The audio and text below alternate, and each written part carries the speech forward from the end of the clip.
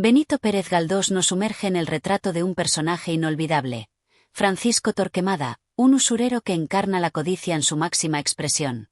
A través de su ascenso y caída, Galdós construye una poderosa crítica social sobre la ambición, el poder del dinero y la lucha moral de un hombre atrapado en su propia avaricia. Esta historia, que mezcla realismo y psicología profunda, nos invita a reflexionar sobre la naturaleza humana y el precio de la fortuna. Capítulo 1. El usurero y su fortuna. Francisco Torquemada era el nombre que en los círculos más humildes se pronunciaba con recelo y en los más elevados con una mezcla de desprecio y necesidad. Un hombre enjuto, de mirada afilada y manos huesudas, cuya presencia imponía no por nobleza, sino por el eco de su fortuna. Porque Torquemada no poseía ni linaje ni gracia alguna, sino el oro frío y acumulado con la precisión de quien sabe que el mundo se rinde ante el tintineo de las monedas. Desde una modesta casa en el Madrid de finales del siglo XIX, este hombre de escasas palabras y gestos calculados había erigido su propio imperio, no de tierras ni de títulos, sino de deudas y promesas rotas. Sus dominios no se extendían sobre campos y castillos, sino sobre la desesperación de aquellos que, en la miseria, se veían forzados a firmar papeles con intereses asfixiantes. Torquemada, el prestamista de mirada implacable, no conocía la piedad.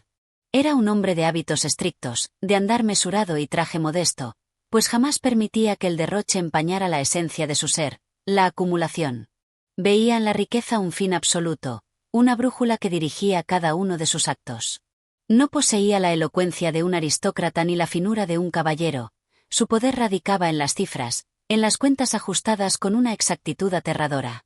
Se decía que su memoria era un libro de contabilidad, donde cada nombre tenía un precio, cada rostro una deuda, y cada lágrima, una fecha de vencimiento. Las visitas a su hogar eran constantes. Gente desesperada cruzaba el umbral de su despacho, con la esperanza de un respiro, una prórroga, una moneda más. Pero Torquemada no concedía favores, solo intercambios. Y cuando una deuda no podía pagarse con dinero, aceptaba otras formas de compensación, una joya de familia, una propiedad, la educación de un hijo interrumpida para saldar la cuenta. Así era su imperio, sostenido sobre las flaquezas humanas, sobre la desesperación ajena que él manejaba con la impasibilidad de un juez sin alma. Madrid era su tablero y él, su más despiadado jugador. Había aprendido, desde joven, que la compasión era un lujo que solo los ricos podían permitirse. Él, que en su infancia había conocido el hambre y el desprecio, no estaba dispuesto a regresar a esa miseria. Cada moneda que ingresaba en su bolsa era una barrera más entre él y la sombra del fracaso. Pero no todo en la vida de Torquemada era oro y números. En las noches más silenciosas, cuando el tintineo de las monedas no bastaba para acallar su conciencia, cuando el eco de súplicas y promesas rotas resonaba en su memoria, una inquietud sorda le rondaba. Aunque la avaricia era su dios y el dinero su templo, algo en lo más profundo de su ser temblaba ante el vacío que ni el oro ni la fortuna podían llenar. Así comenzaba la historia de Francisco Torquemada, el usurero más temido de Madrid, aquel que en su ambición había escalado hasta donde solo los más astutos y crueles podían llegar. Pero como todo imperio cimentado sobre la desesperación ajena, su destino aún estaba por decidirse. Capítulo 2. La Casa de los Bringas. En las entrañas de Madrid, donde las clases altas respiraban un aire distinto al del pueblo, se alzaba la Casa de los Bringas, un lugar que encarnaba el brillo y la decadencia de la aristocracia en tiempos de incertidumbre. Allí, entre tapices desgastados y muebles de antaño que aún conservaban un reflejo de esplendor, se tejían intrigas y alianzas disfrazadas de cortesía.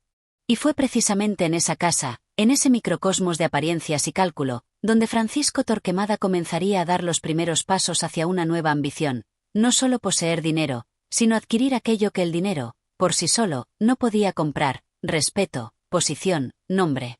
Torquemada había aprendido que la riqueza, aunque poderosa, no bastaba para abrir todas las puertas.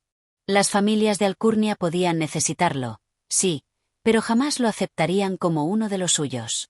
Para ellas, él no era más que un mal necesario, un usurero, un hombre de cuentas y plazos que, aunque útil, no dejaba de ser un intruso en su mundo.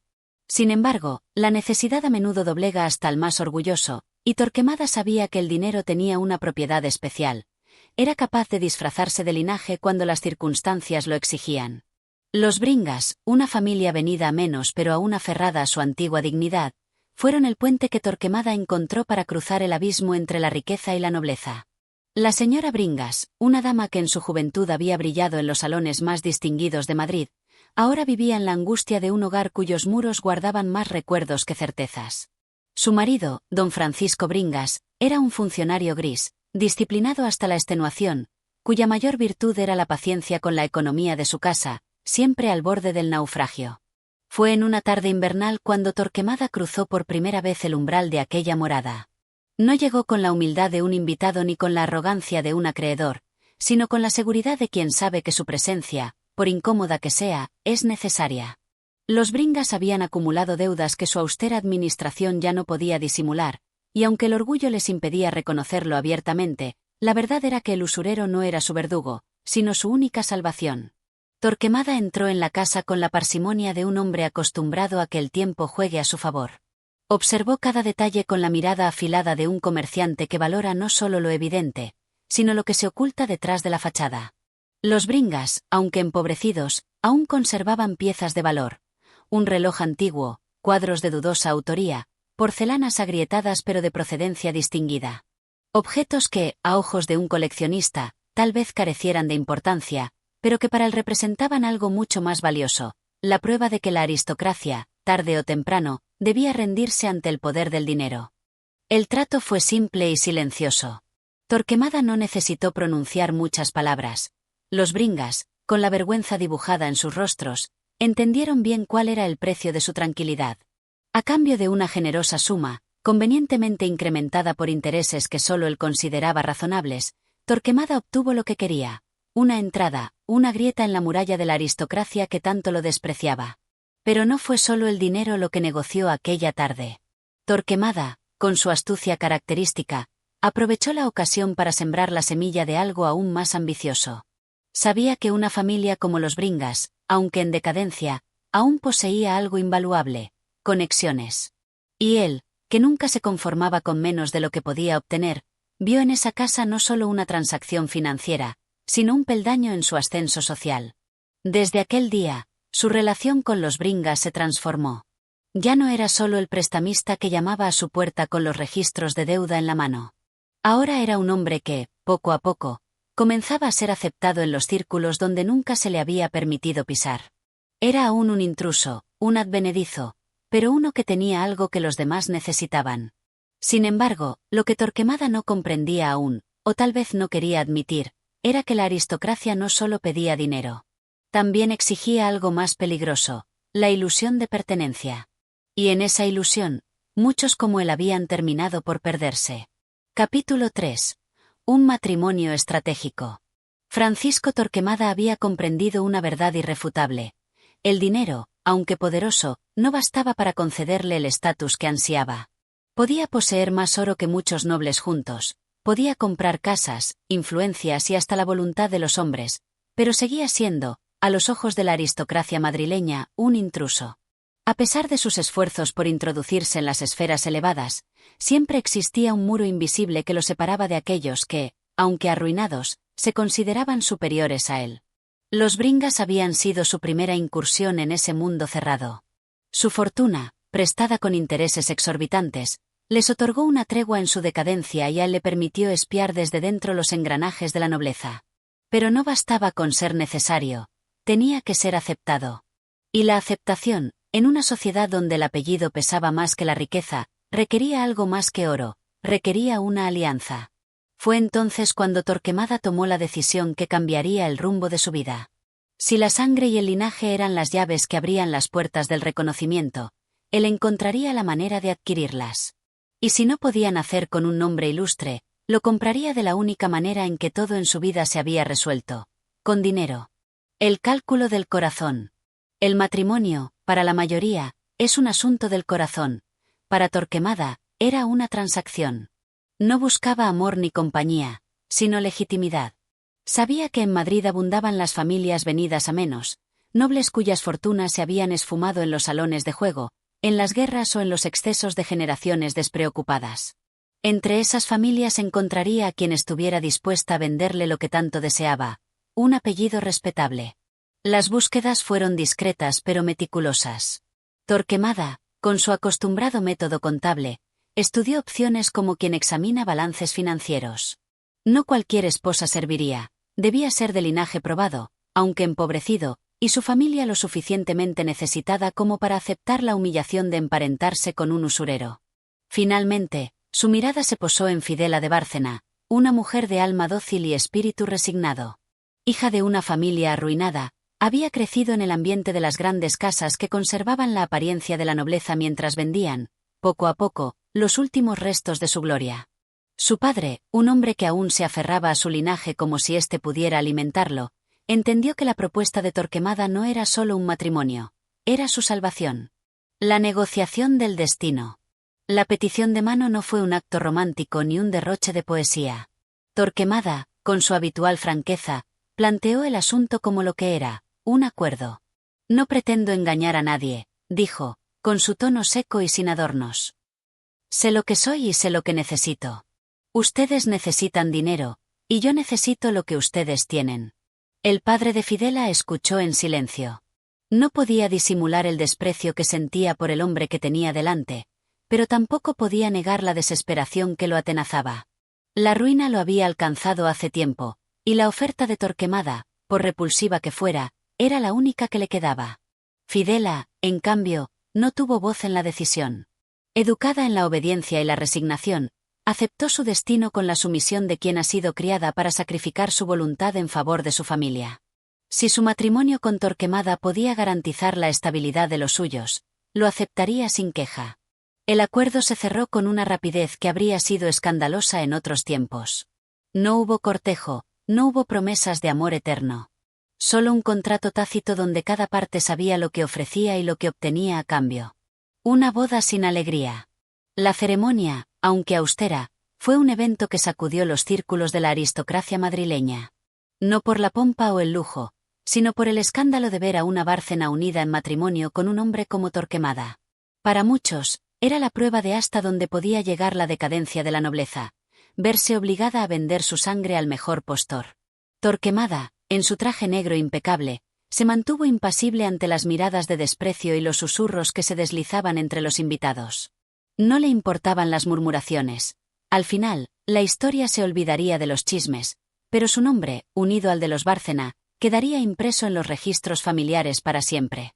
Fidela, vestida de blanco con un velo que parecía más un sudario que un adorno, permaneció en un silencio inquebrantable. No lloró ni sonrió. Su destino estaba sellado, y ella no era más que una pieza en el tablero de un juego que nunca había elegido jugar. Cuando los votos fueron pronunciados y los anillos intercambiados, Torquemada sintió una extraña satisfacción. No era felicidad, ni emoción, sino la certeza de que había dado un paso más en su conquista. Había comprado lo que siempre se le había negado, había arrancado a la nobleza uno de sus tesoros más preciados. Pero lo que no comprendía aún era que en la vida hay cosas que no pueden adquirirse con dinero. Y que el respeto, por mucho que se busque en los títulos y los apellidos, no se compra, se gana. El comienzo de una nueva batalla. El matrimonio no trajo la aceptación inmediata que Torquemada esperaba. Aunque su apellido ahora estaba ligado a la aristocracia, los círculos más elevados seguían viéndolo como un advenedizo. Los salones se abrían a regañadientes, las conversaciones se interrumpían cuando él entraba, las miradas de desdén se multiplicaban. Torquemada no se desalentó. Si la nobleza no quería aceptarlo por derecho, la obligaría a hacerlo por necesidad. Con su usual frialdad, comenzó a tejer una red de influencia que, poco a poco, lo convertiría en un personaje imposible de ignorar. Fidela, por su parte, se convirtió en una sombra dentro de su propio hogar. Su vida de casada fue un desfile de silencios, de resignaciones, de noches interminables en las que el frío de la soledad se instalaba en su lecho, aunque su marido durmiera a su lado. Así comenzó la segunda vida de Francisco Torquemada, ya no solo el usurero de Madrid, sino el hombre que había puesto un pie dentro del mundo que tanto anhelaba conquistar. Lo que no sabía era que ese mundo, con todas sus intrigas y venenos, estaba esperando el momento justo para devorarlo. Capítulo 4. El imperio del dinero. Francisco Torquemada nunca fue un hombre de medias tintas. Su vida entera había sido un camino trazado con la precisión de un comerciante que conoce la diferencia entre pérdida y ganancia, entre inversión y despilfarro. Desde su infancia, marcada por la escasez y el desdén de aquellos que lo miraban por encima del hombro, había comprendido que solo había una manera de sobrevivir en el mundo: acumulando poder. Y en su caso, el poder se medía en monedas de oro. El matrimonio con Fidela de Bárcena fue solo un paso más en su estrategia. No había sido un acto impulsado por el amor ni por la pasión, sino un movimiento calculado para penetrar en las murallas de la aristocracia madrileña. Pero pronto comprendió que un apellido ilustre no era suficiente. Los nobles empobrecidos como los Bárcena podían cederle su nombre, pero no su respeto. A los ojos de la alta sociedad, él seguía siendo un intruso, un hombre de negocios, un usurero que había comprado su entrada en un mundo que jamás lo aceptaría del todo. Si Torquemada hubiera sido un hombre común, tal vez se habría resignado a vivir a la sombra de su esposa, disfrutando del falso prestigio de un título comprado. Pero Torquemada no era un hombre común. Para él, cada obstáculo era un desafío, cada desprecio una afrenta que debía ser saldada. Y si la nobleza no lo respetaba, encontraría la manera de hacer que lo hicieran, aunque fuera a la fuerza. Las redes de la usura. El dinero había sido su arma desde el principio, y ahora debía afilarla aún más. La nobleza lo despreciaba, pero necesitaba de él. Madrid estaba llena de familias arruinadas que mantenían las apariencias mientras vendían, en secreto, sus últimas joyas y posesiones. Para ellos, Torquemada era un mal necesario, el prestamista sin escrúpulos que podía rescatarlos de la bancarrota a cambio de sumas desorbitadas. Con la paciencia de un depredador, Torquemada comenzó a expandir su red de influencia. Los grandes nombres de Madrid pasaron a engrosar su lista de deudores: marqueses, condes, señoras encopetadas que llegaban a su despacho con el rostro oculto tras un velo, avergonzadas de verse en la necesidad de pedirle dinero. Y él los recibía con una sonrisa calculada, fingiendo no notar la humillación que reflejaban sus ojos. Cada préstamo que concedía era un paso más en su ascenso. No se contentaba con cobrar intereses desproporcionados, exigía favores, alianzas, silencios cómplices. Cuando un noble caía en sus redes, no solo le debía dinero, sino obediencia. Y así, poco a poco, el usurero se convirtió en algo más que un comerciante de deudas. Se convirtió en el titiritero de una aristocracia que, aunque lo despreciaba, ya no podía deshacerse de él. El sacrificio de Fidela. Mientras Torquemada construía su imperio financiero, Fidela se marchitaba en la sombra de su hogar. Su matrimonio no había sido más que un contrato, una transacción en la que su voluntad jamás había sido tomada en cuenta. Nunca se quejaba, nunca levantaba la voz. Era la esposa perfecta en apariencia, pero en su mirada había un vacío que ni siquiera su marido podía ignorar. Torquemada no era un hombre de sentimentalismos, pero tampoco era ciego. Sabía que Fidela sufría, que cada día en aquella casa era un tormento silencioso para ella. Pero en su lógica de comerciante, el sufrimiento era un precio a pagar. Después de todo, él también había hecho sacrificios. Había renunciado al descanso, a la paz, a la posibilidad de una vida sencilla. Cada quien pagaba su parte en la gran balanza de la vida, y Fidela no era una excepción. Sin embargo, había algo en su mirada apagada que lo inquietaba. No por compasión, sino por miedo. Torquemada comprendía que el silencio de una persona no siempre significaba sumisión. A veces, era la antesala de una tormenta. Y aunque no podía prever cuándo ni cómo, intuía que la pasividad de Fidela algún día podría convertirse en su mayor amenaza. La expansión del dominio. Mientras su matrimonio se mantenía en un equilibrio precario, sus negocios alcanzaban nuevas alturas. No contento con la usura, comenzó a diversificar sus inversiones. Compró propiedades en los barrios más exclusivos de Madrid, adquirió participaciones en empresas comerciales, financió proyectos urbanos que le garantizarían ganancias a largo plazo. El Torquemada que una vez había sido solo un prestamista se transformó en un magnate. Su fortuna creció hasta el punto de que ya no era un simple usurero, sino un hombre de negocios respetado, o, al menos, temido. Las puertas que antes se le cerraban comenzaron a abrirse. No por admiración, sino por conveniencia. Los mismos nobles que lo habían despreciado comenzaron a invitarlo a sus fiestas, a incluirlo en sus reuniones privadas. No porque lo aceptaran, sino porque lo necesitaban. Torquemada disfrutaba de su victoria, pero en el fondo de su ser sabía que aún no era suficiente. Porque aunque su dinero compraba silencios y sonrisas falsas, nunca podría borrar el hecho de que, en los ojos de la aristocracia, seguía siendo un advenedizo. La sombra de la ambición. Pero Torquemada no era un hombre que se conformara con lo que tenía. Su ascenso social no era suficiente. Quería más. Quería ser no solo aceptado, sino admirado. No solo temido, sino respetado. Fue entonces cuando comenzó a soñar con algo que nunca antes se había permitido: el poder político. Si el dinero no podía darle un lugar en la historia, tal vez la política lo haría. La idea se instaló en su mente como una obsesión. Si había logrado entrar en la nobleza por medio del matrimonio, si había dominado a los más ricos por medio de la usura, ¿por qué no podría también gobernar? Madrid estaba llena de políticos corruptos, de hombres que se vendían al mejor postor. Y él, que tenía más dinero que la mayoría, podía comprar lo que quisiera.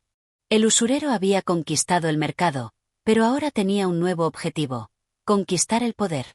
Lo que Torquemada no sabía era que, en su ambición desmedida, estaba sembrando las semillas de su propia caída.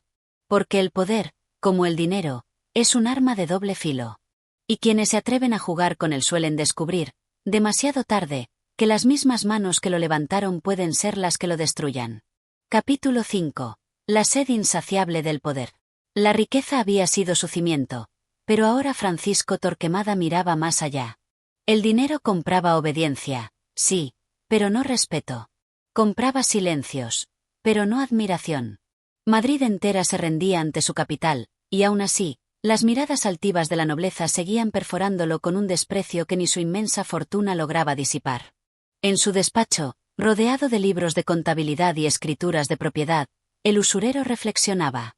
Había ascendido a lo más alto de su mundo, pero la cúspide que ahora anhelaba no se medía en monedas, sino en poder político. Porque si el oro era el lenguaje de los negocios, el poder era la única moneda que podía reescribir su historia. Torquemada ya no era solo un prestamista, era el dueño de deudas ajenas, el señor de la desesperación de muchos. Pero no se conformaba con eso. No le bastaba con controlar las economías de las familias arruinadas de Madrid. Quería su voluntad, su devoción. Quería ser más que un nombre en los labios de los endeudados. Quería ser una leyenda en la ciudad. Las alianzas necesarias. Con la mente afilada de un comerciante y el instinto de un depredador, Torquemada comenzó a tejer una red de influencias más allá de la usura. Se acercó a políticos en desgracia, a ministros necesitados de financiamiento, a periodistas con hambre de patrocinadores. Sabía que el verdadero poder no estaba solo en los billetes, sino en la opinión pública, en la tinta de los periódicos, en la voz de aquellos que podían moldear la realidad con sus discursos. Pronto, los rumores sobre su nueva ambición comenzaron a circular por los salones de la aristocracia.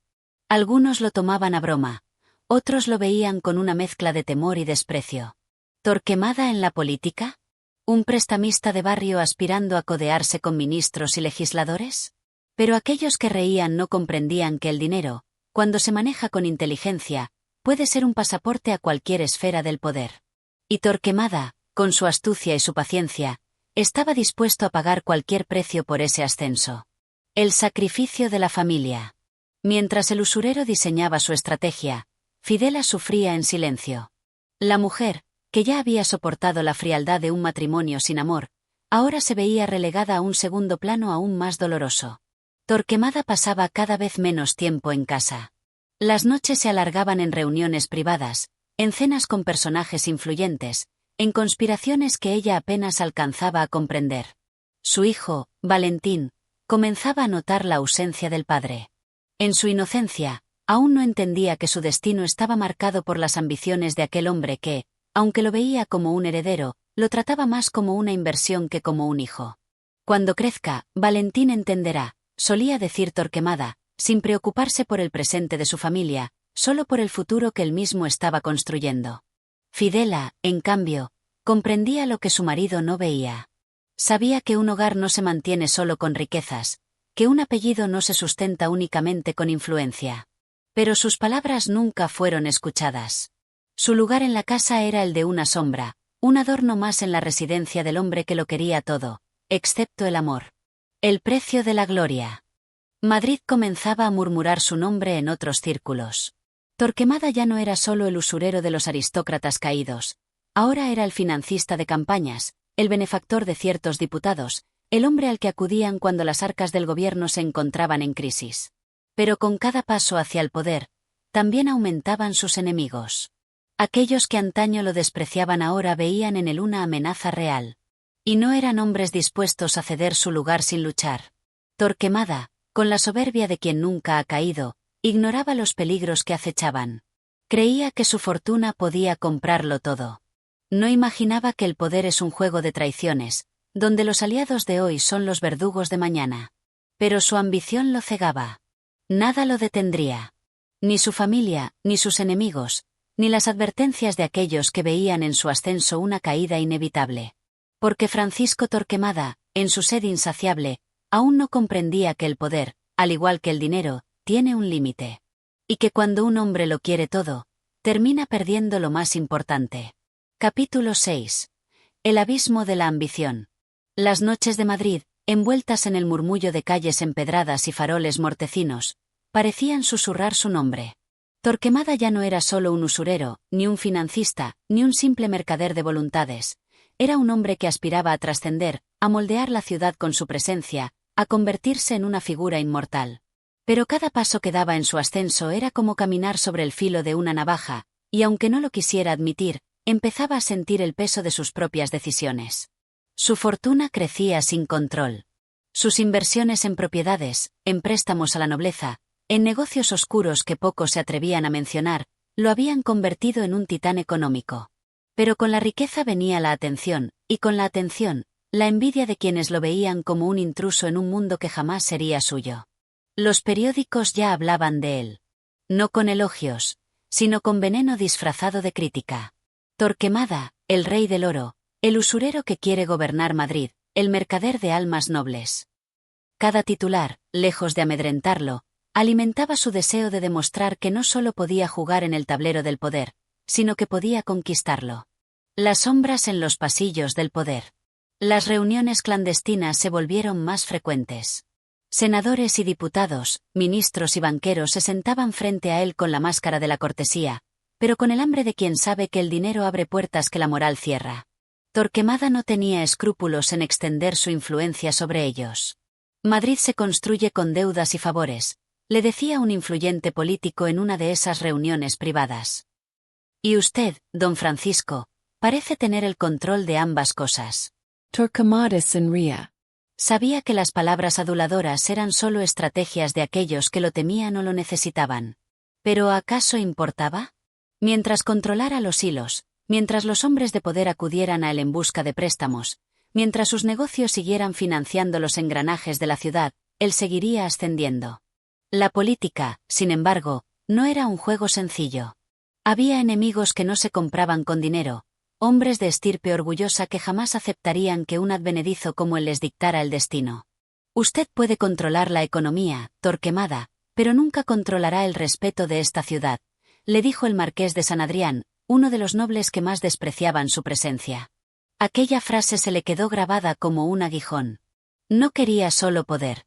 Quería que su nombre se pronunciara con admiración y no con desprecio. Y si el dinero no podía comprarlo, encontraría otra manera. El sacrificio de Fidela y Valentín. Mientras el usurero se hundía en su lucha por la grandeza, su hogar se desmoronaba como un castillo de naipes.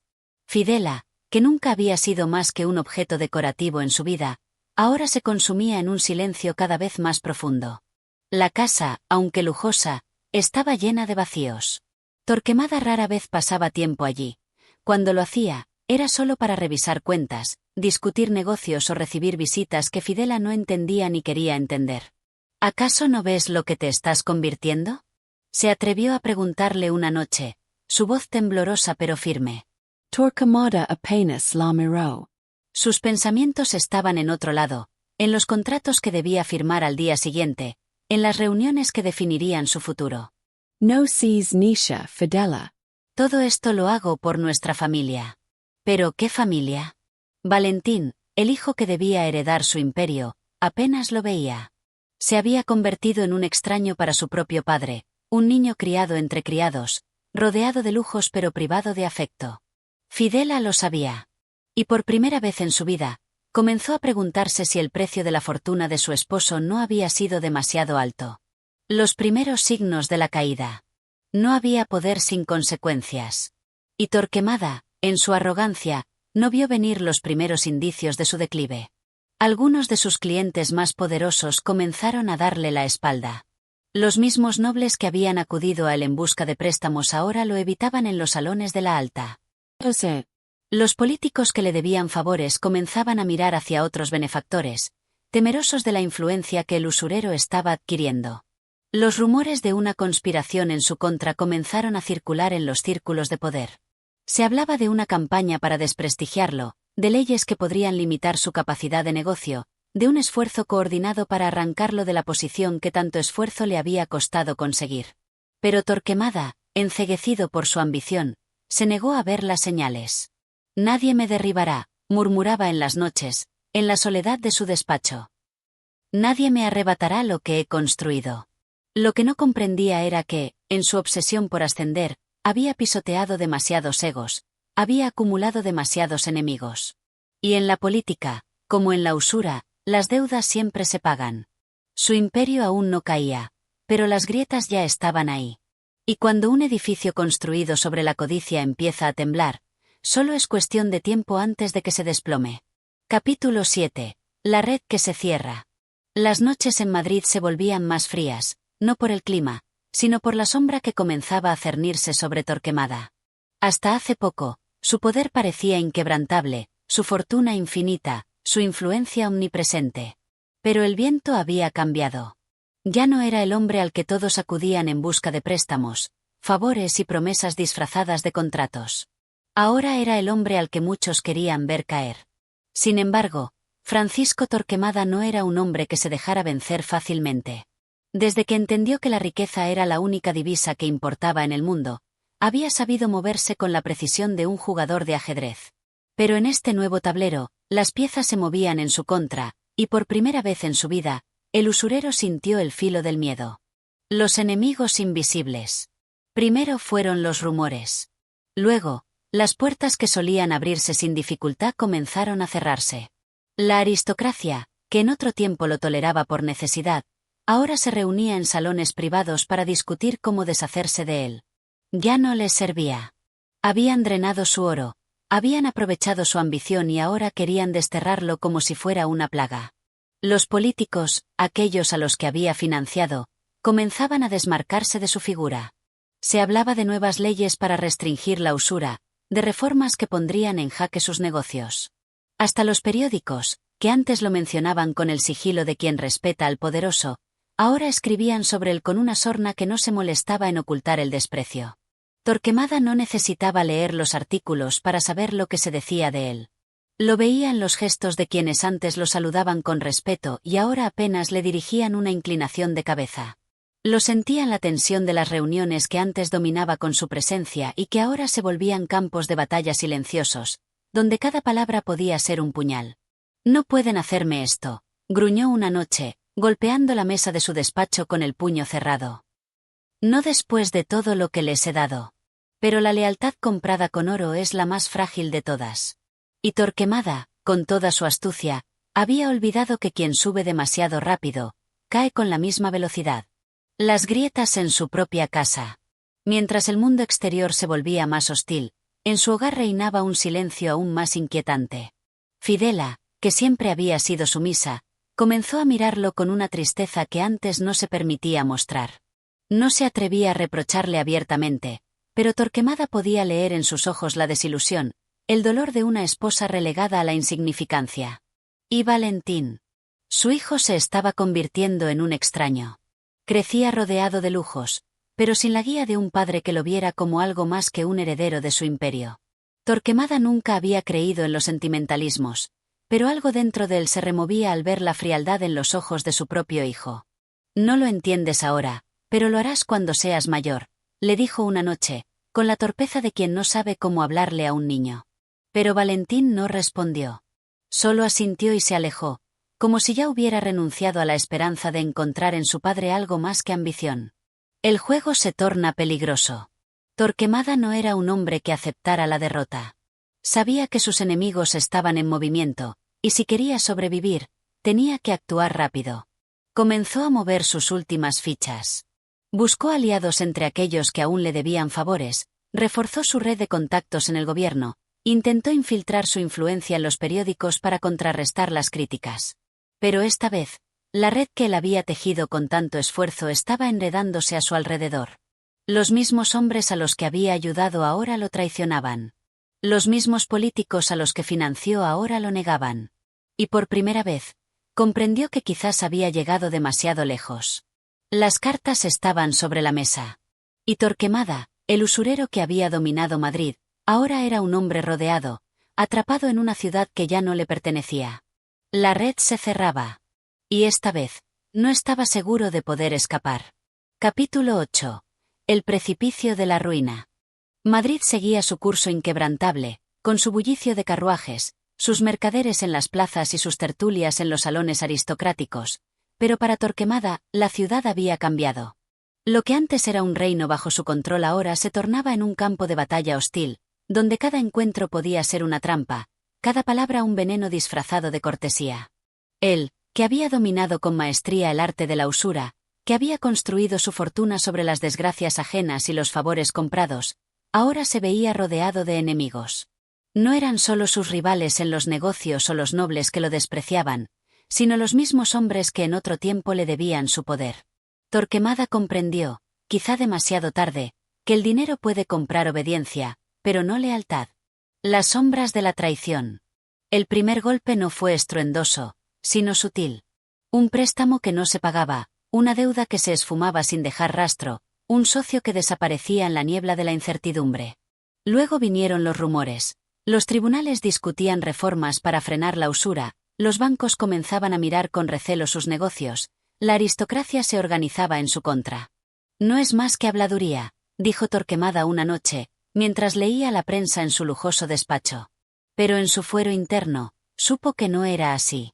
Madrid era un enjambre de conspiraciones, y él se había convertido en el objetivo principal. La primera gran traición vino de un hombre en quien había confiado ciegamente. Don Evaristo Las Heras, un prestamista menor a quien Torquemada había ayudado a ascender en la escala social. No se puede confiar en un usurero que pretende ser noble, dijo Las Heras en una reunión privada con banqueros y empresarios. Las palabras corrieron como pólvora. Pronto, otros que antes se beneficiaban de Torquemada comenzaron a deslizarse fuera de su órbita, abandonándolo a su suerte. Los contratos que antes fluían con facilidad ahora se demoraban. Los negocios que parecían seguros empezaban a tambalearse. Y entonces llegó el golpe más duro, una demanda judicial. El peso de la justicia. Un grupo de aristócratas había reunido pruebas en su contra, acusándolo de prácticas abusivas en sus préstamos. Durante años, había manejado las leyes a su favor, siempre encontrando resquicios para sortear cualquier problema legal, pero esta vez, la situación era distinta. Los jueces ya no lo veían como un intocable, sino como un hombre cuya caída podía servir como espectáculo. El pueblo necesita ver que la justicia no es ciega ante la codicia, dijo un magistrado en una conversación filtrada a la prensa. Los periódicos se hicieron eco del escándalo. Torquemada ante la ley, el fin del usurero, caerá el magnate del oro. Cada titular era un clavo en su ataúd. Torquemada intento maniobrar. Buscó abogados, movió contactos, trató de comprar su salida de aquel laberinto judicial. Pero los tiempos habían cambiado. Lo que antes podía resolverse con un fajo de billetes ahora requería algo más. Poder real, influencia genuina, respeto. Y eso era lo único que nunca había logrado comprar. El vacío en su hogar. Mientras la ciudad lo devoraba, su casa se convertía en un reflejo de su propia decadencia. Fidela ya no era la mujer sumisa de antaño. Sus ojos lo miraban con un desprecio apenas disimulado, y cuando Torquemada intentaba hablarle, ella respondía con un silencio helado. Siempre pensé que lo hacías por nosotros, le dijo una noche. Pero solo lo hiciste por ti mismo. Las palabras, más que una acusación, eran una sentencia. Valentín, su hijo, lo evitaba. No era el miedo lo que lo alejaba de su padre, sino la indiferencia. Torquemada había trabajado toda su vida para asegurar su legado, para convertir a su hijo en el heredero de su imperio. Pero ahora comprendía que su riqueza nunca había sido un hogar, sino una prisión. Se quedó solo en su despacho, rodeado de documentos, de contratos, de cifras que antes le habían dado poder y que ahora solo eran espectros de lo que alguna vez poseyó. El juicio se acercaba. Su fortuna menguaba. Sus aliados desaparecían. Y por primera vez en su vida, Francisco Torquemada sintió el peso real de la derrota. Capítulo 9. El juicio del usurero. El día del juicio amaneció con un Madrid expectante. En las plazas y cafés, en los salones aristocráticos y en las redacciones de los periódicos, solo se hablaba de una cosa: la caída de Torquemada. Hacía apenas unos meses, su nombre era sinónimo de riqueza y poder, de una influencia que se extendía como una red invisible por los rincones de la ciudad. Pero ahora, las mismas calles que lo vieron triunfar se preparaban para presenciar su humillación. Los carruajes se detenían frente al tribunal, dejando salir a los hombres más influyentes de la capital. Políticos, banqueros, jueces, comerciantes.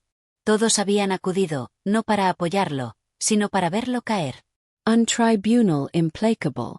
Torquemada llegó envuelto en su capa oscura, con el ceño fruncido y la mirada altiva, como si aún pudiera imponer respeto. Pero el silencio que lo rodeaba era distinto al de antaño. Ya no era el silencio de la reverencia, sino el de la anticipación, el que precede a la caída de un gigante. Los jueces lo miraban desde el estrado con rostros severos. Frente a él, sus acusadores presentaban pruebas de su despiadada usura, contratos con intereses abusivos, propiedades arrebatadas a deudores arruinados, familias enteras que habían caído en la miseria por su codicia. Francisco Torquemada, declaró uno de los magistrados, se le acusa de enriquecimiento ilícito mediante la explotación de la necesidad ajena. Torquemada se irguió, intentando mostrar la misma seguridad de siempre. Pero sus manos temblaban levemente. Señor juez, siempre he actuado dentro de la legalidad, dijo con voz firme, aunque su garganta se sentía reseca. No he hecho más que lo que la ley permite. Los murmullos recorrieron la sala. No era mentira. Durante años, Torquemada había sido un maestro en encontrar los resquicios legales que le permitían actuar impunemente. Pero el problema no era la ley, sino el poder. Y su poder estaba desapareciendo. Uno a uno, sus antiguos aliados subieron al estrado para testificar en su contra. Aristócratas a los que había ayudado en tiempos difíciles, comerciantes que le debían su ascenso, políticos que en otro tiempo lo protegieron. Ahora hablaban con desdén, describiéndolo como un hombre cruel y sin escrúpulos. Su dinero no solo ha destruido vidas, dijo uno de los testigos. Ha corrompido la esencia misma de esta ciudad. Torquemada apretó los dientes. Él, que había movido los hilos de Madrid como un titiritero invisible, ahora era tratado como un paria. La sentencia. El juicio duró horas. Las pruebas eran contundentes. Pero Torquemada aún tenía una esperanza: su fortuna. Siempre había creído que el dinero podía comprarlo todo. Y aunque su influencia había menguado, aún le quedaban recursos. Durante las pausas, sus abogados se movían entre pasillos oscuros, negociando con jueces y funcionarios, buscando una salida. Pero cuando el magistrado principal se puso en pie y leyó la sentencia, Torquemada supo que no había escapatoria. Este tribunal, en nombre de la justicia y del pueblo de Madrid, declara a Francisco Torquemada culpable de prácticas financieras abusivas. Se le impone una multa equivalente a la mitad de su fortuna y la expropiación de sus bienes obtenidos mediante usura. La sola estalo en murmulos. No iría a la cárcel, pero su condena era aún peor: la ruina. Torquemada sintió un escalofrío recorrerle la espalda. La mitad de su fortuna. Aquello no era solo un castigo, era su ejecución simbólica. Le quitaban lo único que le había definido toda su vida. Los jueces se retiraron. Los espectadores comenzaron a salir del tribunal, algunos con sonrisas de satisfacción, otros con indiferencia. Torquemada se quedó solo en la sala, mirando el vacío, sintiendo el peso de la derrota. El regreso a una casa vacía. Al llegar a su hogar, Fidela lo esperaba en la puerta. Sus ojos no reflejaban tristeza ni compasión, solo un cansancio infinito. ¿Estás satisfecha?, le preguntó con amargura. Fidela no respondió. Simplemente se apartó para dejarlo pasar. Torquemada caminó hasta su despacho y se dejó caer en su sillón. Sobre la mesa, aún estaban los documentos de sus últimos negocios, papeles que ahora no valían nada. Durante toda su vida, Había creído que el dinero lo era todo. Había construido un imperio con sus propias manos. Había doblegado a hombres más poderosos que él. Pero ahora, cuando más lo necesitaba, el dinero no pudo salvarlo. Y por primera vez, Francisco Torquemada se preguntó si alguna vez había sido verdaderamente rico. Capítulo 10. El ocaso de un imperio. La casa de Torquemada, aquella mansión que había sido símbolo de su ascenso y dominio, ahora se sentía como una tumba.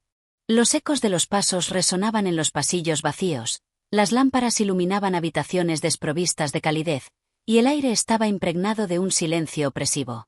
Francisco Torquemada, el hombre que una vez había dominado las finanzas de Madrid con su férrea voluntad y su insaciable codicia, se hallaba solo, contemplando el abismo de su desgracia. Las noticias de su caída habían recorrido la ciudad como el tañido de una campana fúnebre. Los comerciantes que antes lo temían ahora lo despreciaban. Los banqueros que alguna vez lo halagaban ahora evitaban su mirada. Sus antiguos deudores celebraban en los rincones de Madrid, brindando por su derrota con un júbilo apenas disimulado. Pero lo peor no era la pérdida de su fortuna. Lo peor era la certeza de que jamás la recuperaría. El éxodo de los sirvientes. Los primeros en abandonarlo fueron los criados. Sabían que los días de esplendor se habían acabado, que la opulencia de la casa Torquemada era cosa del pasado. Uno a uno, fueron dejando la mansión, llevándose consigo lo poco que podían cargar, algunos con lágrimas fingidas, otros con sonrisas de alivio. Señor, yo siempre le tuve respeto, pero debo pensar en mi familia, dijo el mayordomo antes de marcharse. Torquemada no respondió. Solo asintió con un gesto mecánico, como si aquellas palabras no tuvieran ya ningún significado. Al final del día, solo Fidela y Valentín permanecían en la casa. Pero incluso ellos parecían fantasmas. Un hogar convertido en ruinas. Las cartas de cobro comenzaron a llegar con una precisión despiadada. Las deudas que antes eran trampas mortales para otros, ahora se volvían en su contra. Los bancos han congelado nuestras cuentas, dijo Fidela con voz neutra. ¿Cómo es posible? Torquemada sintió un súbito calor de rabia ascenderle al rostro. ¿No ven que aún tengo recursos? No los suficientes. Ese fue el golpe final. Sin dinero, sin aliados, sin influencia, Torquemada comprendió que ya no era nadie. Se levantó bruscamente y recorrió la casa con pasos erráticos, observando los muebles que pronto serían embargados, las alfombras que serían arrancadas del suelo, los cuadros que serían subastados. Cada objeto era un recordatorio de su grandeza perdida. Pero lo que más le dolió no fue la pérdida material. Fue la ausencia de respeto. En otro tiempo, una simple mirada suya bastaba para que los hombres bajaran la cabeza. Ahora, lo miraban con desprecio, con lástima, con una burla apenas disimulada. Él, que había construido su fortuna con manos de hierro, ahora era solo un hombre viejo y derrotado. El silencio de Fidela. Esa noche, mientras las sombras de la desgracia se cernían sobre ellos, Fidela entró en el despacho de Torquemada. «Nos iremos de aquí», dijo, sin emoción en su voz. Torquemada la miró con una mezcla de incredulidad y furia. Nos iremos. «Esta es mi casa. No por mucho tiempo». El tono sereno de Fidela lo desarmó. No había rabia en sus palabras, ni reproche. Solo una fría aceptación de la realidad. «¿Y a dónde quieres que vayamos?», preguntó Torquemada con amargura. «¿A dónde no nos conozcan?». Torquemada sintió un escalofrío recorrerle la espalda. Su destino ya no era la gloria, ni el poder, ni la riqueza. Su destino era el olvido. El último amanecer de Torquemada. A la mañana siguiente, cuando los primeros rayos del sol entraron por las ventanas de la casa vacía, Torquemada comprendió que su historia había llegado a su fin. No quedaban más batallas por librar, ni más fortunas por acumular. Solo le quedaba el peso de sus errores y la certeza de que, en el gran juego de la vida, había apostado todo, y lo había perdido. Capítulo 11. El exilio del avaro. El crepúsculo teñía de rojo los tejados de Madrid cuando Torquemada cruzó por última vez el umbral de su casa. La mansión, que alguna vez fue su fortaleza, ahora se alzaba como un monumento silencioso a su ruina. Cada rincón de aquel hogar le recordaba su pasado glorioso, pero también el peso de su caída. Fidela y Valentín lo esperaban junto al carruaje. No había lágrimas, ni despedidas solemnes. La ciudad les daba la espalda, como si su existencia hubiera sido solo una nota a pie de página en la historia de Madrid. El cochero, un hombre que en otros tiempos se habría inclinado con respeto, los miró con indiferencia. Torquemada sintió en su pecho la punzada de la humillación. «Vamos», dijo Fidela con voz firme. El carruaje se puso en marcha, alejándolos del corazón de la ciudad, rumbo a un destino incierto. Un viaje en el silencio. El camino era largo y polvoriento. El traqueteo del carruaje llenaba el silencio, pues nadie se atrevía a hablar. Valentín miraba por la ventanilla con ojos vacíos. Fidela, con las manos entrelazadas, parecía absorta en sus propios pensamientos. Pero Torquemada no podía detener la vorágine de su mente. Cada golpe de la rueda contra las piedras le recordaba su desgracia. ¿Cómo había llegado a ese punto? ¿Cómo, el gran Francisco Torquemada, había sido reducido a un hombre sin nombre, sin fortuna, sin poder? Intentó recordar el momento exacto en que todo comenzó a derrumbarse. ¿Fue cuando confió demasiado en su propia astucia? ¿Cuándo creyó que su riqueza era inquebrantable? ¿O acaso su destino estaba sellado desde el primer préstamo que cobró con intereses desmedidos? El pasado lo atormentaba, pero el futuro lo aterrorizaba aún más. Un refugio sin gloria. Cuando el carruaje se detuvo, Torquemada sintió que su orgullo recibía el golpe final.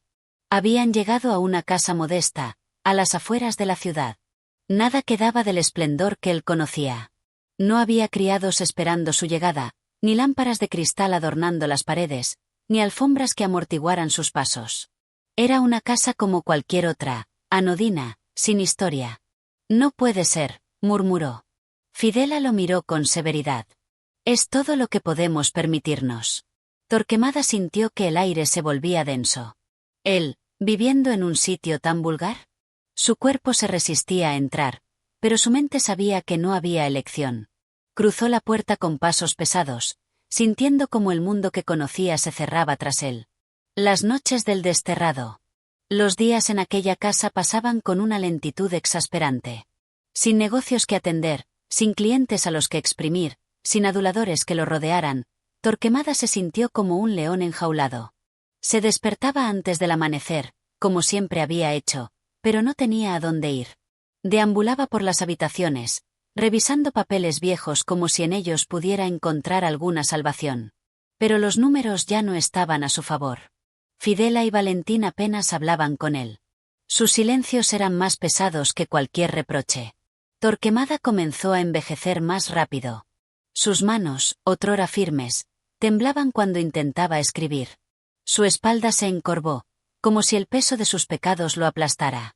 Y lo peor de todo, ya no soñaba con el dinero. Antes, su mente bullía con cálculos, inversiones, estrategias. Ahora, solo veía sombras. El gran usurero, el hombre que dominó Madrid con su oro, era ahora un anciano olvidado en una casa sin nombre. El último negocio. Pero Torquemada no podía aceptar su destino sin luchar. Una noche, se sentó frente a Fidela con una expresión determinada. «Tengo una idea», dijo, con un brillo febril en los ojos. «Aún podemos recuperar algo». Fidela lo miró con cansancio. «No más negocios, Francisco. Escúchame. Si vendemos lo poco que nos queda e invertimos con inteligencia, ¿podemos?» No. La voz de Fidela cortó la habitación como un cuchillo. Torquemada lo miró incrédulo. «¿Cómo puedes rendirte tan fácilmente?» Fidela suspiró. «Porque ya no hay nada que salvar». Torquemada sintió un escalofrío. Por primera vez en su vida, comprendió que no solo había perdido su fortuna. Había perdido a todos los que lo rodeaban. El exilio no era solo físico. Era el exilio de su propia vida, de su propia identidad. Y en esa casa sin gloria, Torquemada entendió que el dinero nunca le perteneció realmente. Siempre fue un préstamo, y la vida se lo había cobrado con creces. Capítulo 12. La sombra del pasado.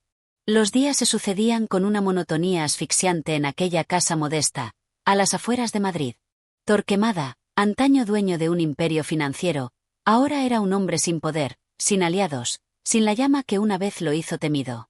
Su existencia, reducida a la penumbra de una casa sin esplendor, era un recordatorio cruel de que la riqueza es efímera y el destino, caprichoso. Las noches eran aún peores. Torquemada se revolvía en su cama, incapaz de conciliar el sueño. El silencio le pesaba como una losa, y cuando lograba dormirse, los sueños le traían el eco de su pasado. Hombres humillados suplicándole clemencia, viudas llorando por sus bienes embargados, comerciantes arruinados que, con el rostro deformado por el odio, lo señalaban con dedos espectrales. Se despertaba empapado en sudor, con el corazón latiendo con furia. Se incorporaba en la cama y miraba alrededor, tratando de recordar dónde estaba. Ya no era en su mansión, ya no estaba en su despacho rodeado de libros de cuentas y dinero. No era el gran Torquemada. Era un anciano vencido por su propia avaricia. El visitante inesperado. Una tarde fría, cuando la luz del sol apenas lograba filtrarse a través de las nubes grises, Fidela abrió la puerta a un visitante. Era un hombre de rostro cetrino, vestido con un traje modesto pero pulcro. «Buenas tardes, señora», saludó con una leve inclinación de cabeza. Vengo a hablar con don Francisco Torquemada. Fidela frunció el ceño. Hacía tiempo que nadie preguntaba por él. ¿Quién lo busca? El hombre sonrió con frialdad. Digamos que, un viejo conocido. Fidela dudó un instante, pero finalmente lo hizo pasar. Torquemada estaba en su despacho, una habitación pequeña con una mesa de madera gastada y unas pocas sillas desvencijadas. Cuando el visitante entró, Torquemada alzó la vista con recelo. ¿Quién demonios es usted? El hombre se acercó con calma y tomó asiento sin esperar invitación. «No me recuerdas, ¿verdad?», preguntó con una sonrisa enigmática. «Hace muchos años. Estuviste a punto de arruinarme. Pero sobreviví, y aprendí». Torquemada entrecerró los ojos. La voz tenía algo familiar, pero no lograba ubicarla. «¿Qué quiere de mí?», preguntó con sequedad. Solo ver, don Francisco. Saber cómo le ha tratado la vida. El tono irónico no pasó desapercibido para Torquemada. Se incorporó, apoyando las manos sobre la mesa. «Si has venido a burlarte, márchate ahora mismo». El hombre soltó una carcajada breve. No vine a burlarme. «Vine a ofrecerte un trato». Torquemada arqueó una ceja. A pesar de todo, su instinto de negociante aún ardía en su interior. «Te escucho». El visitante sacó un pequeño fajo de billetes del interior de su abrigo y lo colocó sobre la mesa. «Este dinero puede ser tuyo». Torquemada sintió un escalofrío recorrerle la espalda. ¿A cambio de qué? El hombre se inclinó hacia adelante y susurró. «De que reconozcas que fuiste un hombre despreciable. Que admitas que arruinaste vidas sin remordimiento. Quiero oírlo de tu propia boca». El rostro de Torquemada se tensó. Sus manos temblaron, pero no de vejez, sino de ira. «Lárgate», gruñó con voz áspera. El visitante sonrió. «Sabía que no aceptarías. Siempre fuiste demasiado orgulloso». Se puso de pie y tomó el fajo de billetes. Te dejo con tu miseria, don Francisco. Torquemada lo miró con ojos inyectados en rabia mientras el hombre se dirigía a la puerta. «Vuelve aquí», gritó, pero el visitante ya se había marchado. Cuando la puerta se cerró, Torquemada sintió que algo dentro de él se rompía. No era por el dinero rechazado, sino por la certeza de que el mundo lo había condenado. Nadie lo respetaba ya. Ni siquiera sus enemigos lo temían. La confesión de un hombre vencido. Esa noche, Fidela encontró a Torquemada en su despacho, con la mirada fija en la mesa vacía. «¿Qué ha pasado?», preguntó con suavidad. Torquemada no levantó la vista. «Hoy he comprendido algo, Fidela». Ella esperó en silencio. «No es el dinero lo que más me duele haber perdido», susurró él, con voz temblorosa. «Es la dignidad». Fidela bajó la mirada. No respondió. Porque sabía que, en el fondo, Torquemada tenía razón. Capítulo 13. El peso de los años. El invierno se había instalado en las afueras de Madrid con una crudeza que parecía hecha a la medida del destino de Torquemada. El viento ululaba entre las rendijas de la modesta casa, colándose por las ventanas mal ajustadas y los techos debilitados. El fuego de la chimenea apenas lograba combatir el frío, y en el interior de aquellas paredes grises, la decadencia se manifestaba tanto en los muebles como en los habitantes. Torquemada ya no era el hombre de antes. Su cuerpo, otrora robusto, se había consumido en una delgadez que rozaba la fragilidad. Sus manos, que durante décadas habían contado monedas con avidez, ahora temblaban al sostener la cuchara con la que apenas probaba el caldo aguado que Fidela le servía.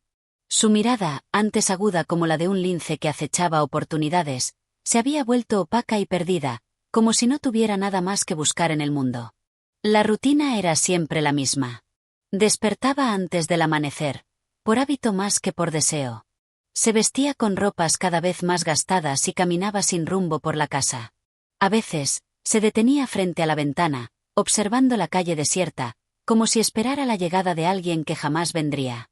Otras, se quedaba sentado en su sillón, murmurando palabras que solo él entendía, repasando cuentas imaginarias, sumas de una fortuna que ya no existía. Fidela y Valentín lo miraban con resignación. Habían dejado de discutir con él, de intentar arrancarlo de su letargo. Sabían que el tiempo lo estaba consumiendo con la misma voracidad con la que él, en otros tiempos, consumió la vida de aquellos a quienes les arrebató hasta el último céntimo. La visita del pasado. Una mañana, cuando el sol apenas despuntaba entre las nubes grises, alguien llamó a la puerta. Fidela abrió con cautela y se encontró con un rostro que creía haber olvidado.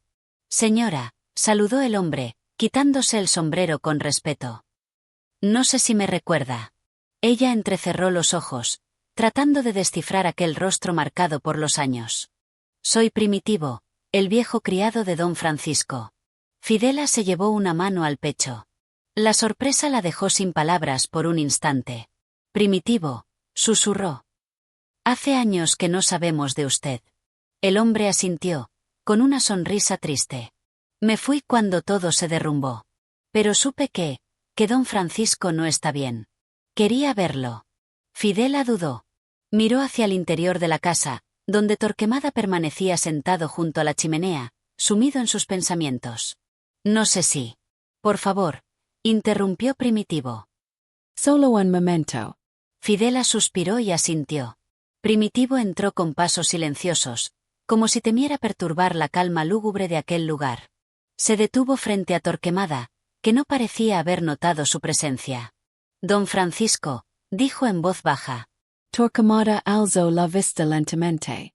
Sus ojos, hundidos y apagados, se fijaron en el hombre. «¿Quién eres?», murmuró, con la voz rasposa. «Soy Primitivo, señor. Su criado». Torquemada frunció el ceño. Parecía escudriñar en su memoria, pero su mente ya no era la misma. Primitivo. Repitió, como si el nombre le resultara lejano, ajeno. «Sí, señor. Serví en su casa durante muchos años». Torquemada se quedó en silencio. Luego, de repente, su expresión cambió.